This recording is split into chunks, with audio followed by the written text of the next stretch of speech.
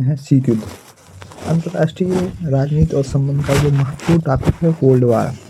जैसा कि आप लोग जानते हैं कोल्ड वार शीत युद्ध।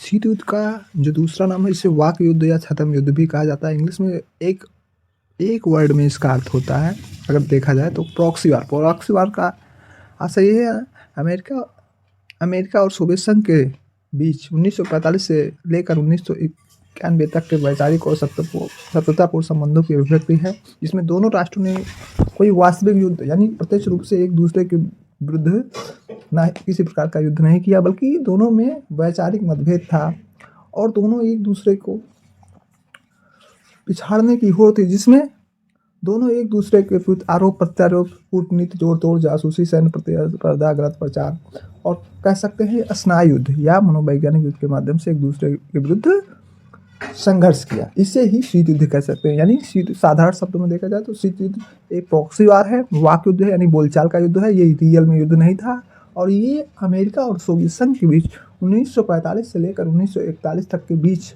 जो आपसी संबंध रहे उसको दर्शाने के लिए ये शीत युद्ध शब्द प्रयोग किया जाता है।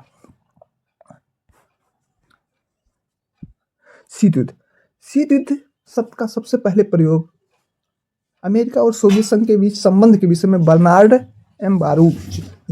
बारूच ने किया था, जब वो साउथ कैरोलिना स्टेट में भाषण दे रहे थे और उन्होंने कहा कि हमें धोखा नहीं खाना चाहिए, हम आज शीत युद्ध के बीच हैं। Let us not be deceived, today we are in the midst of a cold war।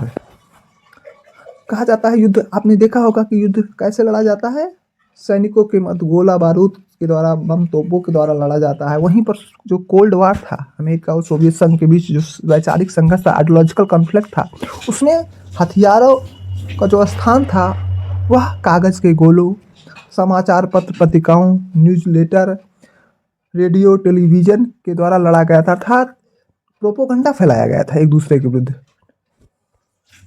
और एक पुस्तक है you and the atom bomb.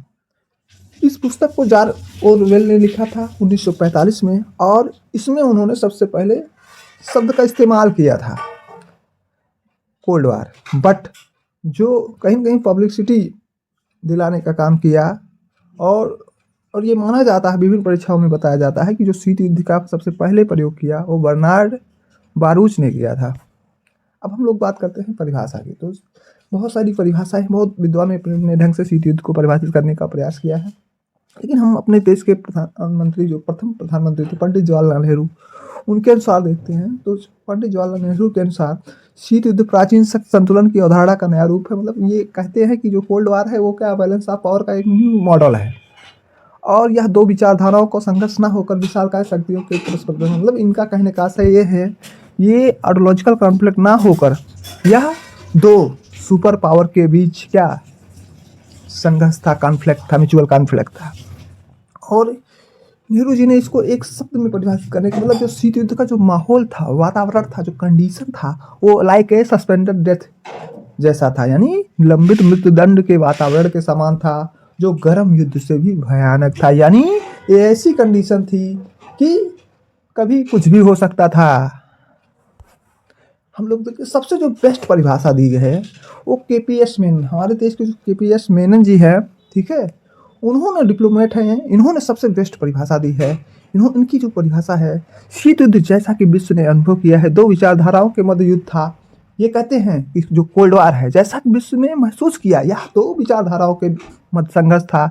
एक तरफ पूंजीवाद, दूसरी तरफ साम्राज्य, एक तरफ कम्युनिज्म और दूसरी तरफ कैपिटलिज्म, और दो व्यवस्थाओं के बीच युद्ध है, मतलब दो सिस्टम के बीच कहीं कहीं ये कॉन्फ्लिक्ट है। एक बुर्जुआ प्रजातंत्र, बुर्जुआ डेमोक्रेसी, और दूसरी तरफ सरफारा की तानाशाही, डिक्टेटरशिप ऑफ प्रोलेटारिएट। फिर कहते हैं दो गुटों के बीच युद्ध, मतलब वार बिटवीन टू ब्लॉक्स, एक तरफ नाटो और दूसरी तरफ वार्सा पैक्ट। फिर ये डिफाइन करते हैं दो राष्ट्रों के बीच युद्ध, मतलब वार बिटवीन टू नेशन, एक तरफ अमेरिका और दूसरी तरफ सोवियत संघ। फिर कहते हैं कि दो व्यक्तियों के मध्य युद्ध था, एक तरफ जॉन फॉस्टर डलेस विदेश सचिव थे अमेरिका के, और दूसरी तरफ जो स्टालिन जो सोवियत संघ के नेता थे उनके बीच युद्ध था। यानी कि जो सोवियत संघ और अमेरिका के बीच 1945 से लेकर 1991 के बीच आपसी मतभेद वैमनस्य और एक दूसरे के बीच प्रचार प्रसार और प्रोपोगंडा फैलाने की जो पॉलिसी थी उसे ही कोल्ड वॉर कहा गया।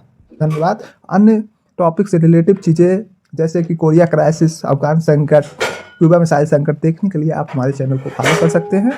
नमस्कार।